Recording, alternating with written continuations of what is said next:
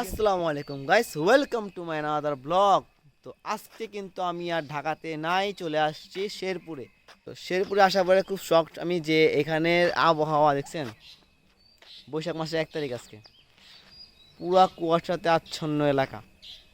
মানে কি বলবো, সারা রাত জার্নি করছি, জার্নি করার পর ভোরবেলা এসে নামছি। ভোরবেলা এসে নামার পর তো এখন একটু আলো হয়েছে, তাই ক্যামেরা নিয়ে বের হয়েছি ভিডিও করার জন্য।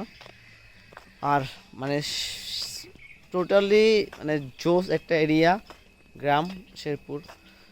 এখানে মানে এখন তো মাত্র আসলাম বলতে গেলে, বিকালে ঘুরবো, বেড়াবো, তারপর বিয়েতে যাব এবং রাত্রে এখান থেকে রওনা করতে হবে বাসা থেকে। গাইস, এটা হচ্ছে গিয়া গ্রামের মেঠো পথ। আমি অনেক কম দেখছি লাইফে এগুলি, এই কারণে জানি না আপনারা দেখছেন কিনা। মানে এটা হচ্ছে গিয়ে মাটির রাস্তা, এই কারণে মেঠো পথ, মানে বইয়ের ভাষায় বললাম আর কি, বইয়ের ভাষায় পড়ছি যে এটা মেঠো পথ বলে। আর এ পাশে সম্ভবত ধান ক্ষেত। হ্যাঁ, ধান খেতি, স্পষ্ট ধান দেখা যাচ্ছে। এই হচ্ছে গিয়ে ধান, সবুজের অরণ্য। এগুলি আমি অনেক কম দেখছি লাইফে, কারণ ঢাকায় বড় হয়েছি তো। আমি তো কেরানীগঞ্জের লোক।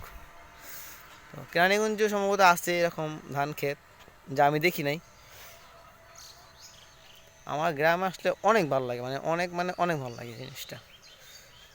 একবার গেছিলাম এক জায়গায়, সেখানে দেখছিলাম সকাল সূর্যোদয়, না সূর্যোদয় দেখছিলাম।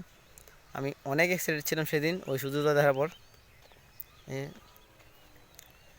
এদিকে কুয়াশার জন্য দেখতে পারলাম না হয়তো বা, এখানে দেখতে পারতাম কুয়াশার না থাকলে।